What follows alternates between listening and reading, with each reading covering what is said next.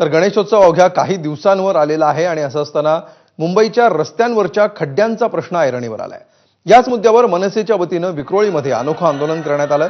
मनसे कार्यकर्त्यांनी गणपती बाप्पाला घेऊन रस्त्यावरील खड्ड्यांचं निरीक्षण केलं। त्याच खड्ड्यातून गणपती बाप्पाची मिरवणूक काढून आणि खड्ड्याभोवती जाखडी नृत्य करून उपरोधक प्रतिक्रिया नोंदवण्यात आली। या आंदोलनामध्ये मुंबई महापालिका आणि राज्य सरकारचा निषेध करण्यात आला। तसंच राज्य सरकार आणि मुंबई महापालिकेला खड्डे बुजवण्यासाठी सद्बुद्धी देण्याची गणपती बाप्पाकडे मागणी करण्यात आली।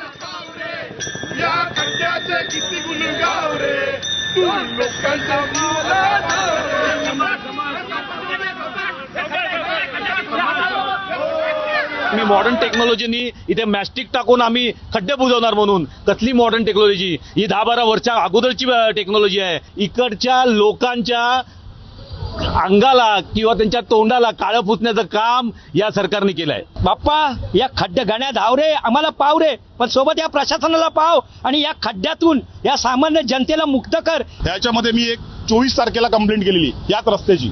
आज तागायत त्या कंप्लेंटचा काही कुठलाही हे गेला पाठपुरावा गेला नाही, ती अजूनही कंप्लेंट प्रोसेसमध्ये दाखवते। तर कल्याण पूर्व परिसरामध्ये गेल्या अनेक वर्षांपासून सत्ताधारी भाजपचे आमदार असून सुद्धा या परिसरात